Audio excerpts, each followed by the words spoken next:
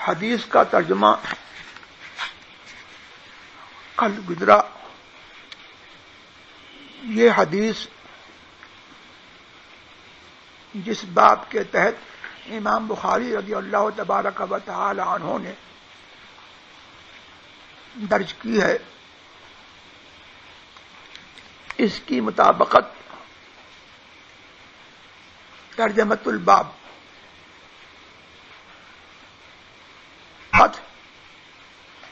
اس کی مطابقت ظاہر ہے، اس لیے کہ اس میں حدیث میں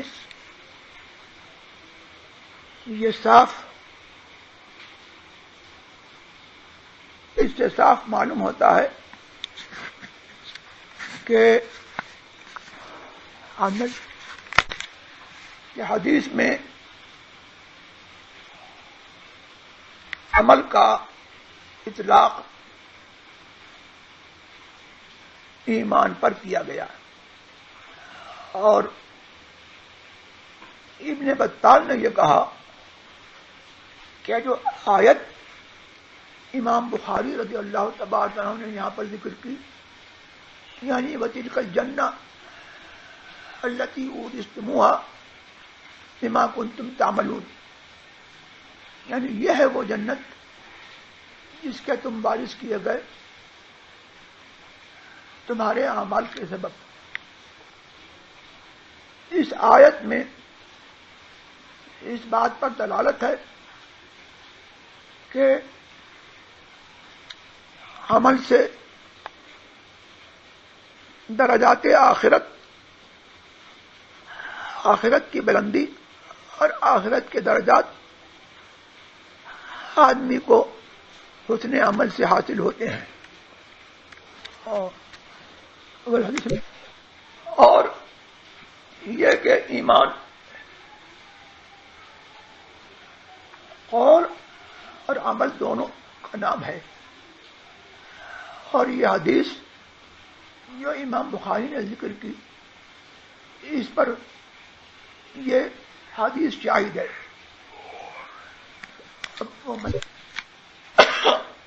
اور حدیث سے جو معلوم ہوا کہ ایمان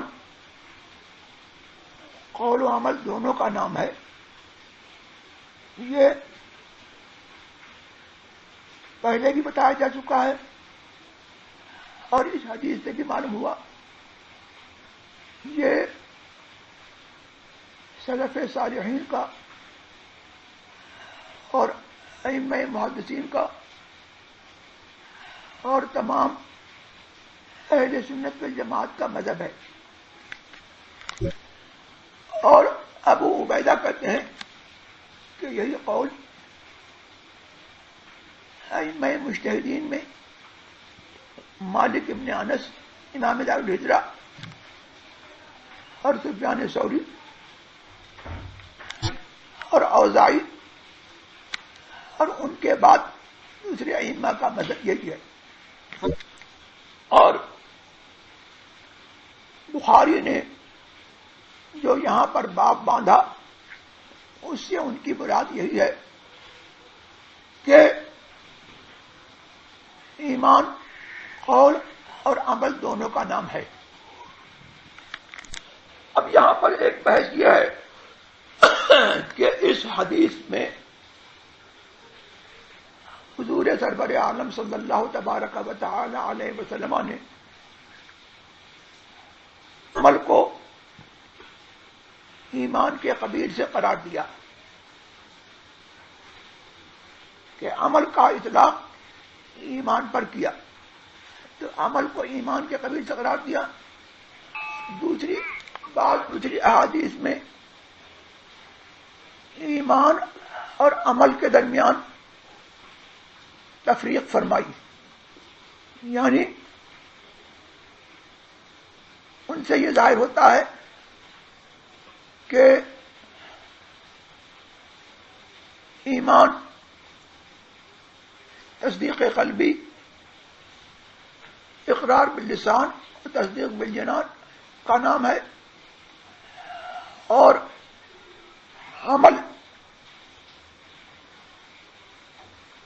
ایمان کا جز نہیں ہے اور ایمان کی حقیقت میں داخل نہیں ہے. اور چنانچہ احادیث میں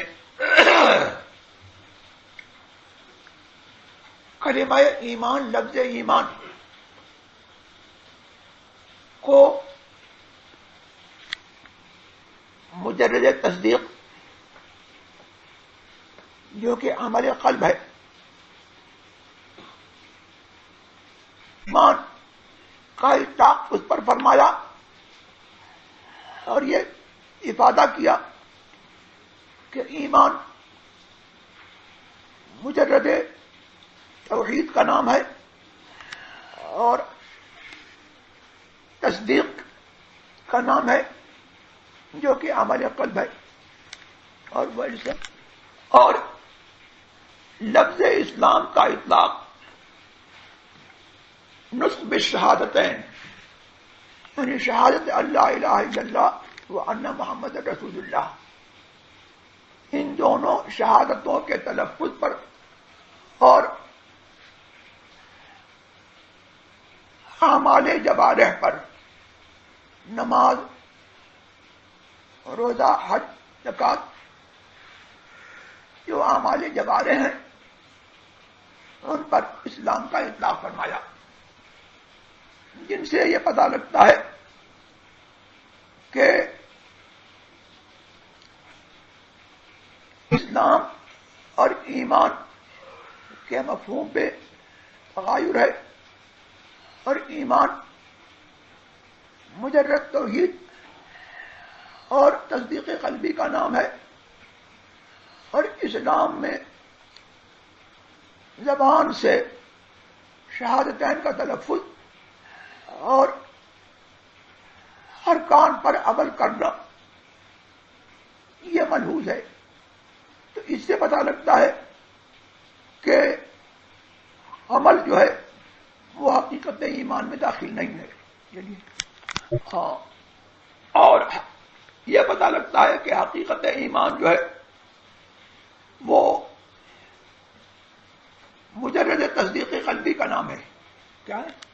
ہاں،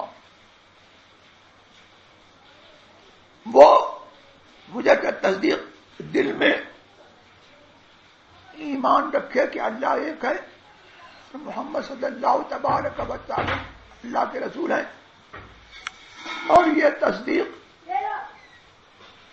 اقرار باللسان قول کے مطابق ہو. اچھا، اور ایمان کا کمال اور ایمان کامل ہوتا ہے اس طور پر کہ تصدیق بالقلب اور اقرار باللسان کے بعد اپنے اعضائے جوارح سے وہ ارکان اسلام کو اور اعمال خیر کو ادا کرے. لہذا ائمہ کا اس بات پر اجماع ہے کہ آدمی مومن کامل نہیں ہو سکتا کیا جب تک کہ تین چیزیں حاصل نہ ہوں: اعتقاد اور زبان سے اس اعتقاد کا اظہار اور اپنے اعضائے بدن سے ارکان پر عمل کرے. جب تک یہ تین چیزیں حاصل نہیں ہوں گی آدمی کا ایمان کامل نہیں ہوگا. اور یہی وہ ایمان ہے کہ جو آدمی کو ابتداءً دخول نار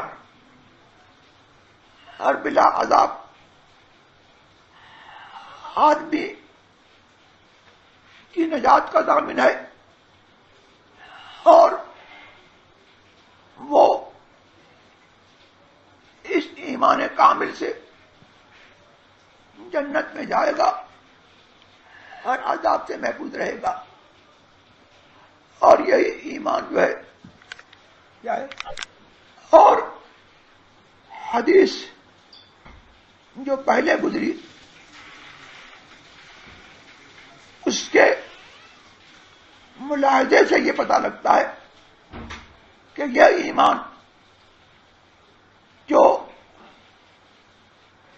اعتقاد کے ساتھ قول اور عمل بالارکان یعنی نماز قائم کرے اور زکوٰۃ دے، یہی ایمان جو ہے دنیا میں آدمی کے مال اور جان کو محفوظ کرتا ہے.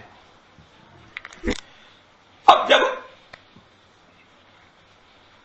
یہ بات ثابت ہو گئی تو اس کی بنا پر جو ہے ایمان کا اطلاق اس پورے مجموعے پر اعتقاد، قول اور عمل سب پر اس کا اطلاق ہوگا اور یہ ایمان کامل ہے. اور ایمان کا اطلاق جو ہے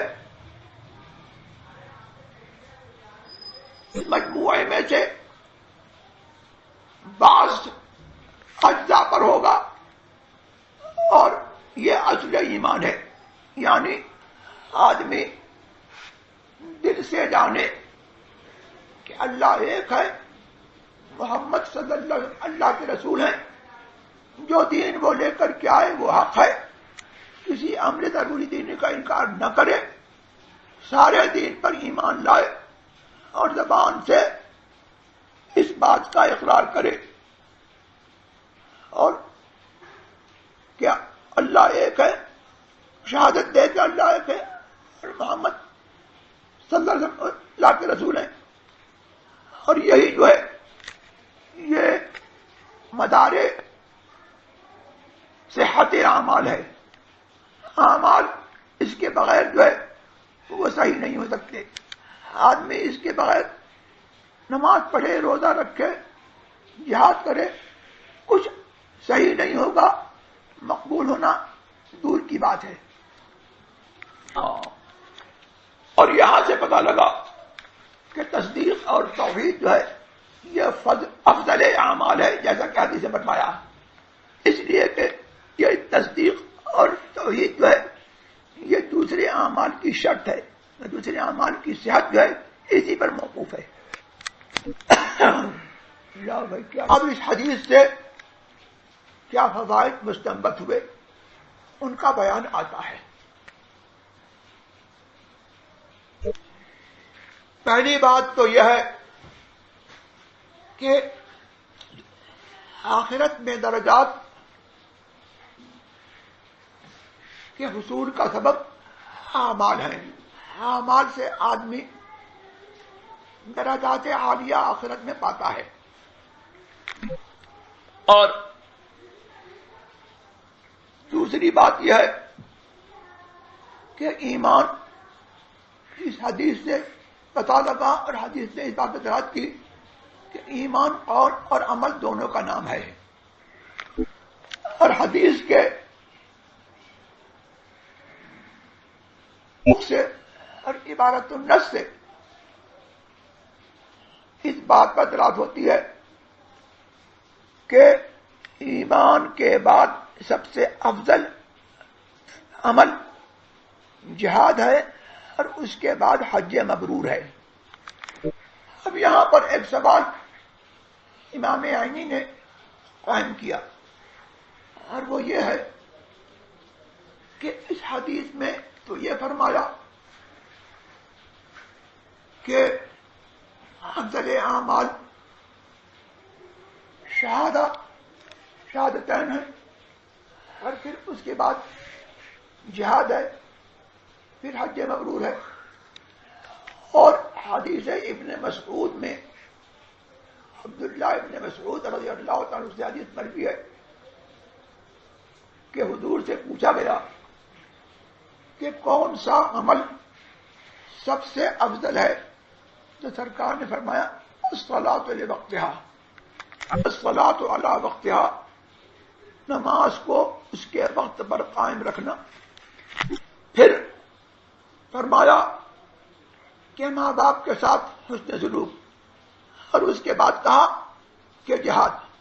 یعنی وہاں پر ترتیب یہ ہے کہ افضل اعمال نماز ہے وقت کی پابندی کے ساتھ، پھر ماں باپ کے ساتھ حسن سلوک، اور پھر تیسرے درجے میں جہاد افضل اعمال ہے. اور عبداللہ ابن عمر رضی اللہ تبارک و تعالیٰ کی حدیث میں یہ ہے، اور یہ حدیث گزر چکی کہ حضور نے ابن مہینہ حضور سے پوچھا گیا کہ ای العمل خیر، سب سے بہتر ای الاسلام خیر، اعمال اسلام میں، خصال اسلام میں جو ہے کون سی خصلت سب سے بہتر ہے؟ حضور نے فرمایا تطعم الطعام وتقرأ السلام علی من عرفت ومن لم تعرف، کھانا کھلاؤ اور سلام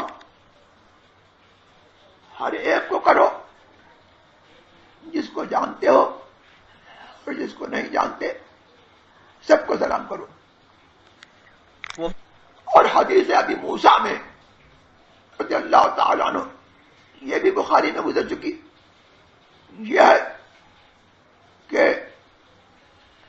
حی الاسلام حضور سے پوچھا گیا کہ اسلام، اہل اسلام میں کون سب سے افضل ہے؟ فرمایا من سلم المسلمون من لسانہ ویدہ، جس کی زبان سے اور جس کی ہاتھ سے مسلمان محفوظ رہیں. تو اس سے پتہ لگا کہ اسلام،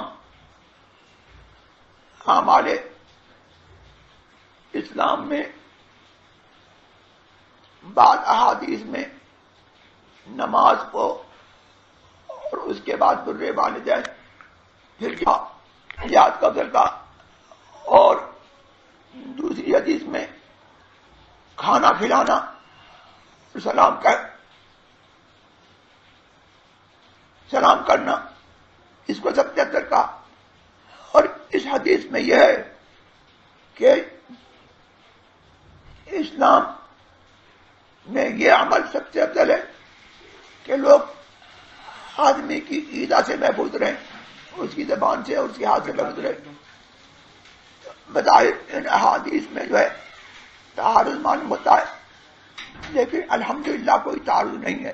ہاں، اور حدیث ابو ذر میں یہ ہے کہ وہ کہتے ہیں کہ میں نے حضور سے پوچھا یا رسول اللہ، اللہ کے رسول، ای العمل افضل، سب سے افضل کون سا عمل ہے؟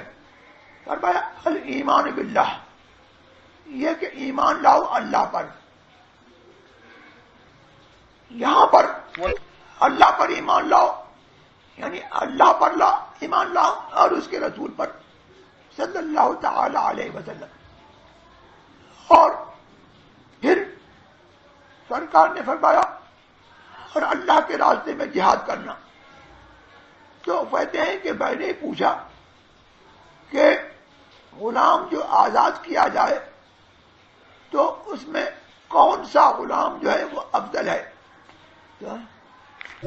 تو حضور نے فرمایا کہ جو قیمت کے اعتبار سے سب سے بیش قیمت ہو اور اپنے مالک کے نزدیک جو سب سے زیادہ نفیس ہو، وہ اللہ کی راہ میں دے دے، یہ عمل جو ہے سب سے افضل ہے.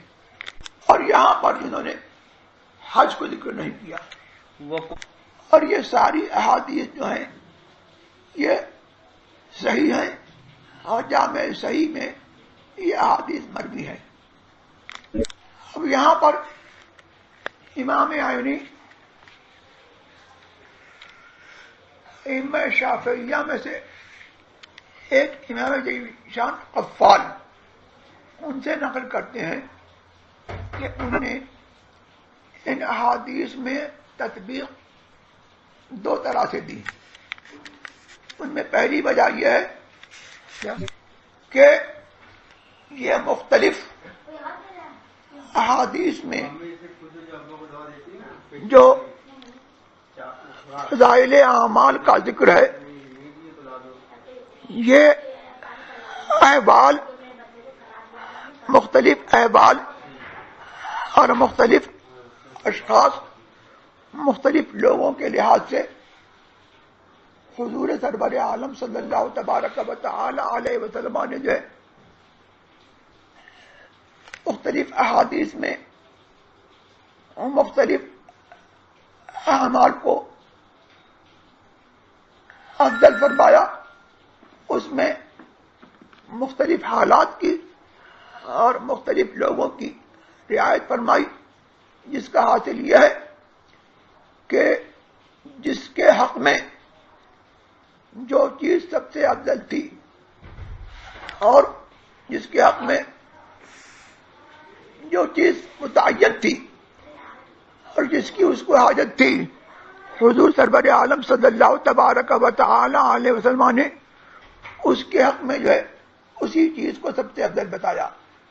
ورنہ یہ مطلب نہیں ہے کہ مطلقاً ہر عمل تمام اعمال سے افضل ہے، بلکہ یہ افضلیت جو ہے وہ باعتبار حاجت اور لوگوں کی ضرورت کے مطابق اور حالات کے لحاظ سے ہے. تو یہ افضلیت جو ہے اضافی ہے، حقیقی نہیں ہے. دوسری وجہ یہاں پر یہ بیان کی ہے انہوں نے کہ جہاں فرمایا افضل وہاں پر ایک تقدیر عبارت ہے، یعنی من افضل الاعمال، افضل اعمال سے یہ ہے. تو اس کا مطلب یہ ہے کہ جب چیزیں افضل ہیں ان کے قبیل سے یہ بھی ہے. یہ مطلب نہیں ہے کہ یہ مطلقاً افضل ہے. جیسے کہ کہا جاتا ہے فلان عاقل الناس، یہ فلاں شخص جو ہے عاقل الناس ہے، سب سے بڑا عاقل ہے. تو اس کا مطلب یہ نہیں ہے کہ دنیا جہان میں اس سے بڑھ کر کے کوئی عاقل نہیں. یعنی مطلب یہ ہے کہ وہ من عاقل الناس، وہ ان مردوں میں ہے جو کہ عاقل الناس کا مصداق ہیں، سب سے بڑے عاقل ہونے کے مصداق ہیں. اور ایسا ہی یہ ہے کہ حدیث میں آیا خیرکم خیرکم خیرکم لیہی، تم میں سب سے بہتر وہ ہے جو اپنی بیوی کے ساتھ سب سے بہتر ہو. تو یہاں پر مطلب یہ ہے کہ من خیرکم، تمہارے خیار میں سے، تمہارے اچھے لوگوں میں سے وہ ہے جو کہ اپنی بیوی کے ساتھ سب سے بہتر ہو. اچھا، اب یہاں پر اسی تناسب سے یہ بات ہے کہ حضور سرور عالم صلی اللہ تبارک و تعالی علیہ وسلم کی چیز کی فضیلت اور دیگر چیزوں پر اس کو افضل بتانے میں وقت کا اور ضرورت کا لحاظ فرماتے تھے. تو اب یہاں پر یہ ہے کہ حضور سرور عالم صلی اللہ تبارک و تعالی علیہ وسلم نے فرمایا ایمان کے بعد کہ ثم الجہاد، کہ اس کے بعد جو ہے جہاد ہے، اور پھر حج کو مؤخر کیا. حالانکہ حج جو ہے یہ احادیث دیگر سے یہ ثابت ہو چکا ہے کہ حج ارکان اسلام میں سے ہے، اور حج جو ہے وہ فرض عین ہے، اور جہاد جو ہے وہ فرض عین نہیں ہے بلکہ فرض کفایہ ہے۔ تو یہاں پر کیوں اس کو مقدم کیا؟ اس بات سے جو ہے اس جواب پر روشنی پڑتی ہے جو امام غفار نے دیا کہ زمانہ ابتدائی اسلام کا تھا، اور اسلام کا کلمہ اور اس کا نفاذ اور اس کے پھیلاؤ کی ضرورت تھی کہ اسلام کا کلمہ بلند ہو اور اسلام کے احکام نافذ ہوں اور اسلام جو ہے وہ پھیلے اور تقویت پائے۔ لہذا جو ہے کفار سے چونکہ لوگ برسر پیکار تھے، حالت محاربت کی تھی، اور اسلام کی تقویت، اس کو تقویت پہنچانا مقصود تھا، لہذا اس لحاظ سے ضرورت عامہ کے لحاظ سے جو ہے سرکار نے یہ فرمایا کہ ایمان کے بعد جو ہے سب سے اول جو ہے وہ جہاد ہے۔ چلیے جواب یہاں پر یہ بھی دیا گیا ہے کہ ثم یہاں پر تاخیر رتبی بتانے کے لیے نہیں ہے، بلکہ ثم یہاں پر جو ہے وہ ترتیب ذکری کے لیے ہے کہ ایک بات کو پہلے ذکر کیا، پھر دوسری بات کو جو ہے اس کے بعد ذکر کیا۔ تو یہاں پر جو ہے ذکر میں ترتیب ہے، تراخی ہے، مرتبے میں تراخی نہیں ہے۔ اب کیا؟ ہاں، اسی لیے یہاں پر یہ کہا گیا کہ ثم جو ہے اس بات کا مقتضی نہیں ہے کہ جس چیز پر جو ہے ثم داخل ہو وہ مرتبے میں جو ہے پہلی چیز کے بعد ہو اور اس سے مرتبے میں جو ہے کم ہو۔ اب اگر جو ہے جہاد کو کے مقابلے میں نفل حج ہو تو اس صورت میں جو ہے جہاد جو ہے کہ فرض کفایہ ہے وہ افضل ہوگا نفل حج سے۔ اور امام حرمین نے کہا کہ جہاد جو ہے یہ بات چل رہی تھی، جہاد فرض کفایہ ہے، اور فرض کفایہ جو ہے وہ نفل سے بلا شک افضل ہے۔ امام حرمین نے فرض کفایہ کے متعلق فرمایا کہ فرض کفایہ جو ہے میرے نزدیک جو ہے وہ فرض عین سے افضل ہے، اس لیے کہ فرض کفایہ یہ ہے کہ ایک چیز اس طور پر فرض ہو کہ اگر مسلمانوں میں سے کوئی اس کو ادا کر لے تو سب سے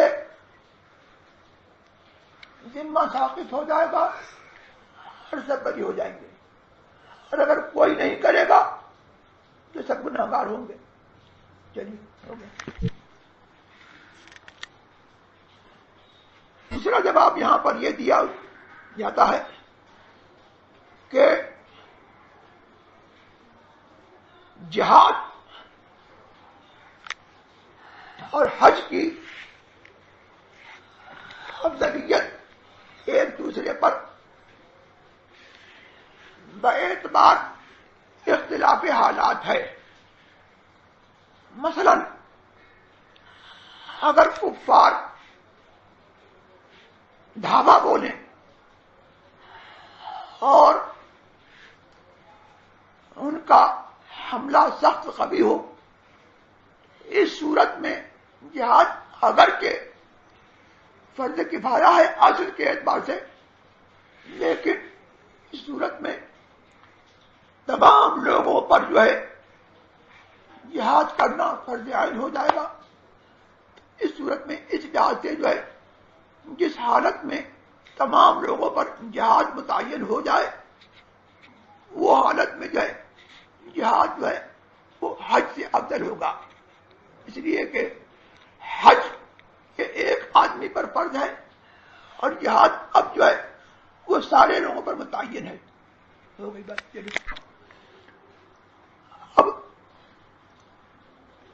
سند پر گفتگو کی جاتی ہے۔ سند میں 6 راوی واقع ہوئے۔ پہلے احمد ابن یونس، یہ ان کا نسب یوں ہے، احمد ابن عبداللہ ابن یونس ابن عبداللہ ابن قیس یربوئی تمیمی، اور ان کی کنیت ہے ابو عبداللہ، اور ان کا عرف اور ان کی شہرت جو ہے احمد ابن یونس کے نام سے ہے۔ تو یہاں پر جو ہے یہ اپنے دادا کی طرف منسوب ہے۔ یہ کہا جاتا ہے کہ یہ فضیل ابن عیاض کے مولا ہیں، ان کے آزاد کرنا کا غلام ہے۔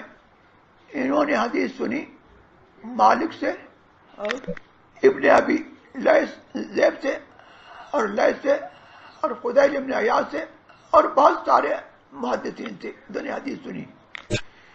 ان سے روایت کرتے ہیں ابو زرعہ، ابو حاتم اور ابراہیم حربی اور بخاری اور مسلم اور ابو داؤد۔ اور بخاری ان سے 2 طرح روایت کرتے ہیں، ایک روایت بلا واسطہ اور ایک روایت اس طریقے سے ہے کہ اس میں کیا ہے کہ وہ روایت کرتے ہیں ان یوسف ابن موسیٰ ان احمد ابن یونس، اور ترمذی اور نسائی اور ابن ماجہ نے ان سے روایت کی، لیکن ان کی روایت میں ایک شخص کا واسطہ ہے۔ ابو حاتم کہتے ہیں کہ یہ ثقہ تھے اور ضابط تھے۔ احمد ابن حنبل نے فرمایا کہ یہ شیخ الاسلام ہے اور ان کا انتقال ربیع الاخر میں 227 ہجری میں ان کا انتقال ہوا اور ان کی عمر 94 سال تھی۔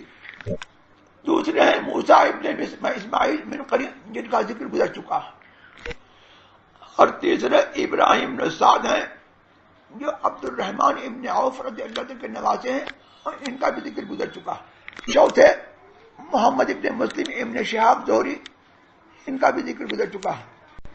سند میں 5ویں شخص حضرت سعید ابن مسیب یا سعید ابن مسیب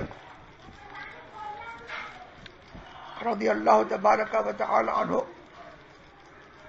تابعی جلیل الشان ہیں۔ ان کے والد مسیب کسر یا کے ساتھ یا مسیب فتح یا کے ساتھ، ان کے والد کا نام مسیب یا مسیب ہے، اور مسیب ابن حزن ہیں، اور ان کا نسب یوں ہے مسیب ابن حزن ابن ابو وہب ابن عائز ابن عمرو ابن عائز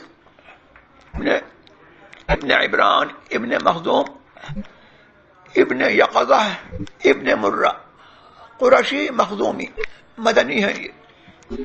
یہ امام التابعین ہیں اور فقہا میں فقیہ الفقہا ان کا لقب ہے۔ ان کے والد مسیب یا مسیب اور ان کے دادا حزن دونوں صحابی ہیں، دونوں فتح مکہ کے دن اسلام لائے، اور ان کی ولادت حضرت عمر رضی اللہ تبارک و تعالی عنہ کی خلافت زمانے میں جب آپ خلیفہ ہوئے اس کے 2 سال بعد آپ کی ولادت ہوئی. اور ایک قول یہ بھی ہے کہ خلافت فاروقی کے 4 سال بعد آپ کی ولادت ہوئی. انہوں نے حدیث سنی عمر ابن خطاب سے، عثمان ابن غنی سے، عثمان ابن عفان سے، اور علی ابن ابی طالب سے، اور سعد ابن ابی وقاص اور حضرت ابو ہریرہ رضی اللہ تبارک و تعالی عنہم اجمعین سے بھی انہوں نے حدیث سنی. اور اکثر روایات ان کی حضرت ابو ہریرہ سے ہیں. اور یہ حضرت ابو ہریرہ رضی اللہ تعالی عنہ کے داماد ہیں. اور حدیث ابو ہریرہ کے سب لوگوں سے زیادہ حدیث ابو ہریرہ کی معرفت اور اس کا علم رکھنے والے ابن مسیب ہیں. اور ان سے تابعین کی ایک جماعت نے اور دوسرے لوگوں نے حدیث روایت کی. اور ان کی امامت اور جلالت شان اور علم اور تقویٰ میں ان کی فضیلت پر ائمہ محدثین کا اتفاق ہے. ابن مدینی کہتے ہیں کہ میں تابعین میں سعید ابن مسیب سے زیادہ علم رکھنے والا کسی شخص کو نہیں جانتا. اور احمد ابن حنبل نے فرمایا کہ سعید تمام تابعین میں افضل ہیں. ان سے پوچھا گیا کہ سعید عن عمر، یعنی سعید ابن مسیب اگر عمر سے روایت کریں تو کیا ان کی روایت حجت ہے؟ اور انہوں نے فرمایا کہ اگر سعید کی روایت قبول نہ ہو اور سعید مقبول نہ ہو تو ان کے بعد کون مقبول ہوگا؟ اور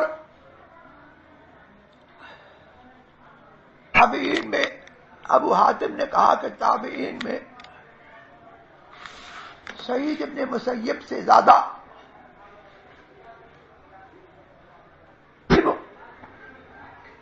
اور فضل میں درجہ رکھنے والا کوئی نہیں. اور وہ تابعین میں سب سے زیادہ حدیث کے معاملے میں ثقہ اور ثابت اور متقن ہے. اب یہاں پر یہ جو آیا کہ حضرت سعید ابن مسیب رضی اللہ تعالی عنہ افضل التابعین ہیں. امام نووی اور دوسرے ائمہ کرام نے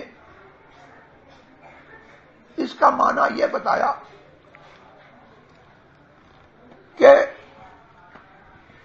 علوم شرعیہ روایت حدیث کے لحاظ سے یہ تمام تابعین میں افضل ہیں. اور حضرت عبیس ابن عامر قرنی رضی اللہ تبارک و تعالی عنہ کے بارے میں حدیث میں سرکار نے ان کے بارے میں خبر دی اور فرمایا کہ خیر التابعین عبیس، سب سے بہتر تابعین میں عبیس ہیں. حدیث میں یہ آیا کہ حضور نے فرمایا ان خیر التابعین رجل یقال له اویس. ہاں تابعین میں سب سے بہتر وہ شخص ہے جس کا نام اویس ہوگا، اور حضور نے فرمایا کہ اس کے جسم میں حصے پر سفیدی کا نشان ہوگا، سفیدی کا داغ ہوگا. تو جب تمہاری اس سے ملاقات ہو ان کو حکم دو، ان سے کہو کہ تمہارے لیے وہ دعائے مغفرت کریں.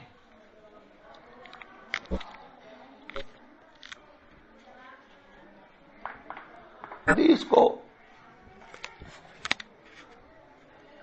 مثلاً شرح شفا میں ملا علی قاری رضی اللہ تبارک و تعالی عنہ نے یوں بیان فرمایا. ہاں شفا اور شرح شفا میں ہے وَأَخْبَرَ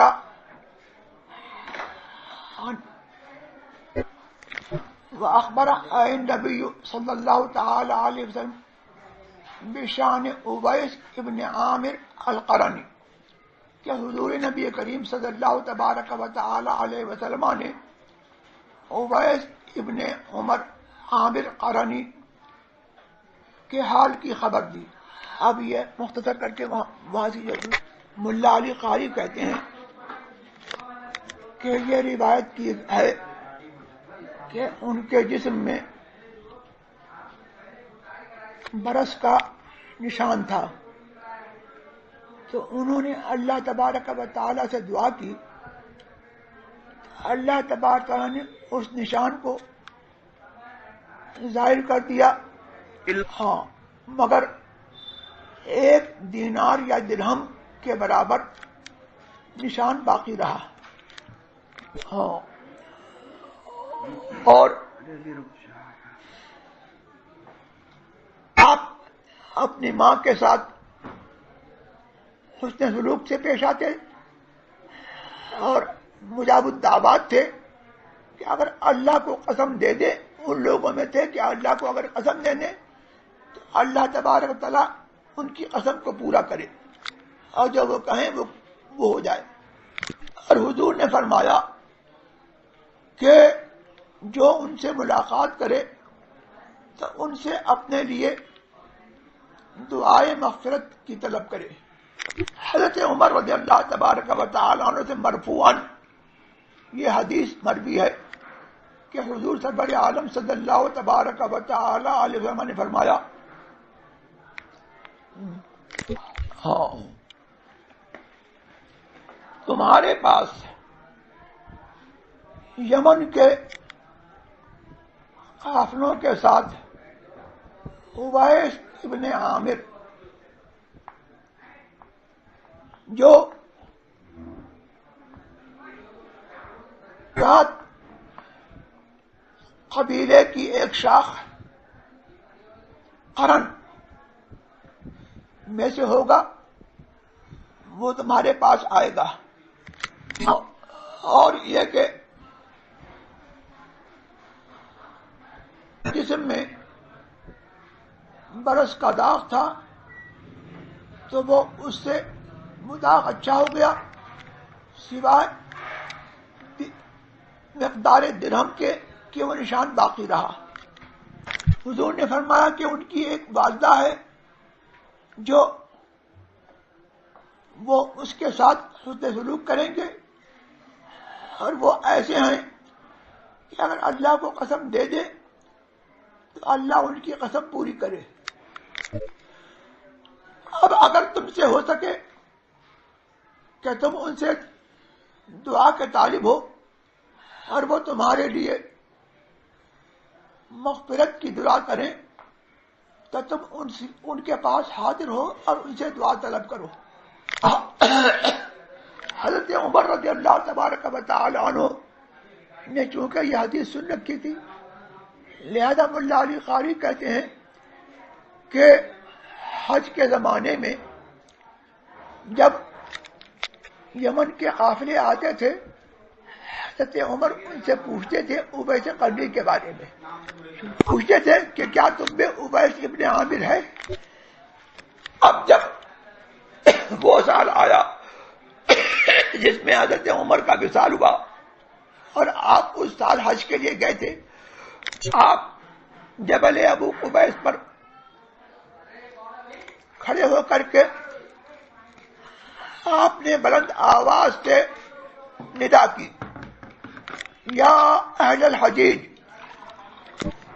من الیمن افیکم اویس، یمن کے حاجیوں کیا تم میں اویس نام کا کوئی آدمی ہے؟ ایک بوڑھا دراز ریش لوگوں میں سے وہ صاحب کھڑے ہوئے اور انہوں نے عرض کیا کہ ہم نہیں جانتے کہ اویس کون ہے۔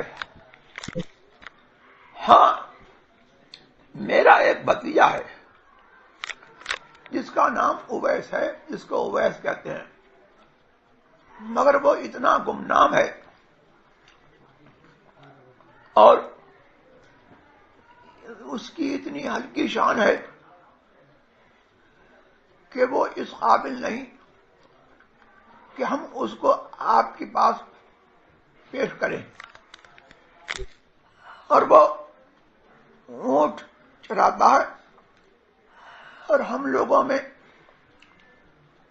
وہ فقیر ہے اور ہم لوگوں میں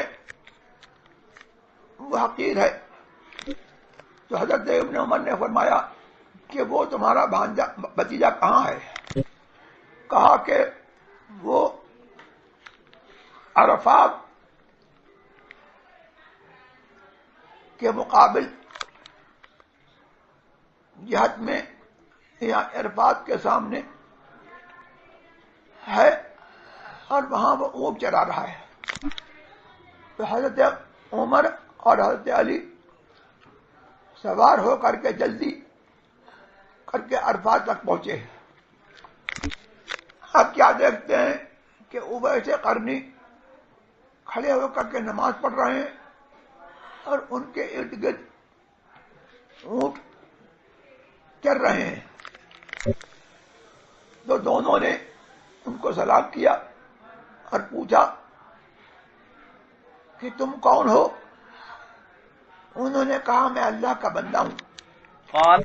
وہ بولے ہمیں معلوم ہے کہ آسمانوں اور زمینوں میں جو ہیں وہ سب کے سب اللہ کے بندے ہیں، تو آپ کا کیا نام ہے جو آپ کی ماں نے رکھا؟ وہ بولے اے لوگوں، تم کیا چاہتے ہو؟ تمہاری کیا مراد ہے؟ وہ بولے کہ ہمیں حضور سرور عالم محمد صلی اللہ تبارک و تعالی علیہ وسلم نے اویس قرنی کا حلیہ بتایا ہے اور ہمیں بتایا ہے کہ ان کے بائیں بازو کے کندھے کے نیچے ایک داغ ہے، تو ہمیں وہ نشانی دکھاؤ۔ تو اگر وہ نشانی تمہارے پاس ہے تو تم وہی ہو جو حضور نے خبر دی۔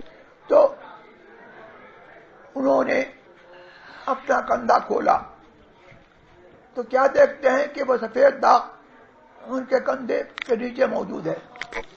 تو وہ دوڑ کر کے دونوں دوڑ کر کے حضرت اویس قرنی کا بوسہ لینے لگے اور کہا کہ ہم گواہی دیتے ہیں کہ تم وہی اویس قرنی ہو۔ تو ہمارے لیے مغفرت کی دعا کرو، اللہ تبارک و تعالیٰ تمہاری مغفرت فرمائے۔ انہوں نے عرض کی کہ میں اپنی دعائے مغفرت میں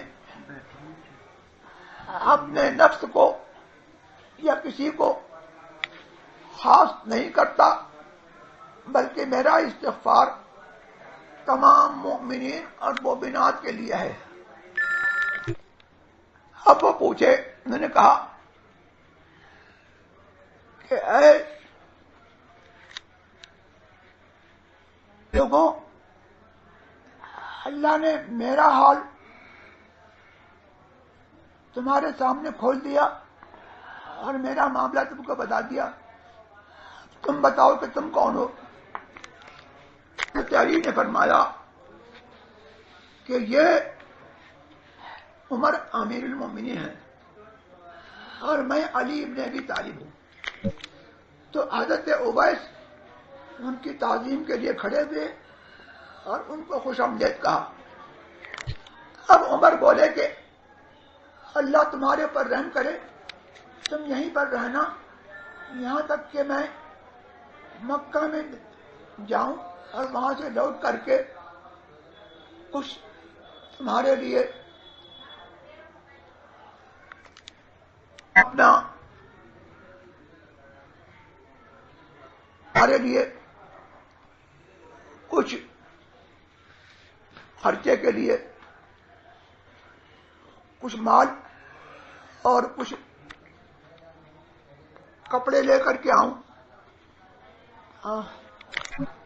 ہاں، تو انہوں نے کہا اے امیر المومنین، میں اس خرچے کا کیا کروں گا؟ حل میں اس خرچے کا اور اس جامے کا میں کیا کروں گا؟ کیا آپ نہیں دیکھتے ہیں کہ میرے جسم پر ایک چادر ہے اور ایک تہبند ہے اون کا؟ میں جو ہے اس کو پہنے ہوئے ہوں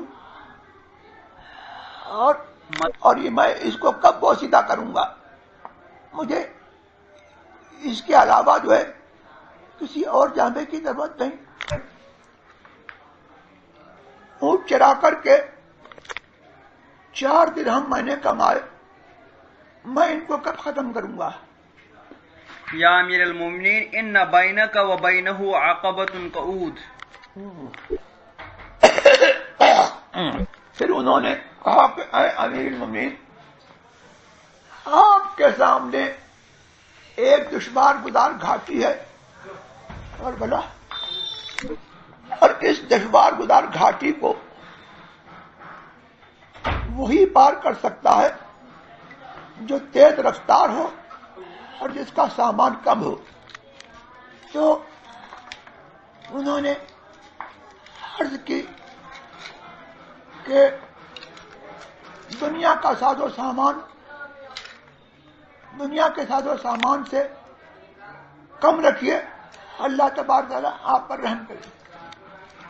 یہ سن کر کے حضرت عمر رضی اللہ تبارک و تعالی عنہ نے اپنا کوڑا زمین پر مارا اور یہ کہا کہ کاش میری ماں نے مجھ کو نہ جنا ہوتا۔ حاکم نے اپنی مستدرک میں حضرت علی سے مرفوعاً روایت کیا کہ حضور نے فرمایا خیر التابعین اویس، تابعین میں سب سے بہتر اویس ہے۔ اور یہ امام احمد اور دوسرے ائمہ نے جو کہا کہ ان خیرہم سعید ابن المسیب کہ خیر التابعین سعید ابن مسیب ہیں، یہ قول اس حدیث کے منافی نہیں ہے، اس لیے کہ ان کی مراد یہ ہے کہ علوم شرعیہ میں سب سے بہتر اور افضل سعید ابن مسیب ہیں، اور درجہ علیہ کے اعتبار سے اور درجہ کی بلندی کے اعتبار سے حضرت عبیس سب سے بہتر تابعی ہیں، جیسا کہ سرکار نے خبر دی۔ اور احمد ابن عبداللہ یہ کہتے ہیں سعید ابن مسیب کے بارے میں کہ یہ مرد صالح تھے اور فقہائے مدینہ میں ایک عظیم فقیہ تھے، اور ان کے حالات میں یہ بیان کیا کہ یہ اعور تھے، یعنی ایک آنکھ ان کی چلی گئی تھی. اور جابر ابن اسود جب مدینہ پر والی تھا تو سعید ابن مسیب کو بلایا عبداللہ ابن زبیر کی بیعت کے لیے، تو انہوں نے انکار کیا. تو جابر ابن اسود نے آپ کو 60 کوڑے لگائے اور مدینے میں آپ کو گھمایا. اور ایک قول یہ بھی ہے کہ ہشام ابن عبد الملک نے بھی آپ کو کوڑے لگائے، ابن ولید نے بھی آپ کو کوڑے لگائے، جبکہ انہوں نے ولید کی بیعت سے انکار کیا اور ان کو قید کیا. اور آپ کا کیا اور آپ کا انتقال 93 ہجری یا 94 یا 95 ہجری میں ولید ابن عبد الملک کی خلافت کے زمانے میں ہوا مدینہ شریف میں. تو یہ مدنی ہے. اور جس سال آپ کا انتقال ہوا اس سال کا نام سنۃ الفقہاء رکھا گیا کہ وہ اس میں کثرت سے مدینہ شریف میں فقہاء کا انتقال ہوا. اور چھٹے ہیں حضرت ابو ہریرہ عبد الرحمن ابن سخر رضی اللہ تبارک تعالیٰ عنہ، ان کا ذکر پہلے گزر چکا. لطائف اسناد کا بیان، اس میں تحدیث ہے اور عنعنہ ہے. اور اس میں یہ ہے کہ اس سند میں بخاری کے 2 شیخ ہیں اور اس میں 4 راوی وہ ہیں جو سب کے سب مدنی ہیں. اس کے علاوہ امام بخاری کے علاوہ کس کس نے اس کو روایت کیا اس کا بیان. حضرت امام مسلم نے اس کو کتاب ایمان میں روایت کیا اور اس کے ہم معنی حدیث نسائی نے روایت کی ہے. اور نسائی کی روایت میں یوں ہے ای الاعمال افضل قال الایمان باللہ ورسولہ، اعمال میں سب سے افضل عمل کون سا ہے؟ سرکار نے فرمایا اللہ اور اس کے رسول پر ایمان لانا، اور اس کے علاوہ کچھ زائد نہیں کیا. اور ترمذی نے بھی اس حدیث کو روایت کیا اور ان کے لفظ یہ ہیں سئل رسول اللہ صلی اللہ تعالی علیہ وسلم ای الاعمال خیر، کہ حضور سے پوچھا گیا کہ اعمال میں سب سے بہتر خیر عمل کون ہے؟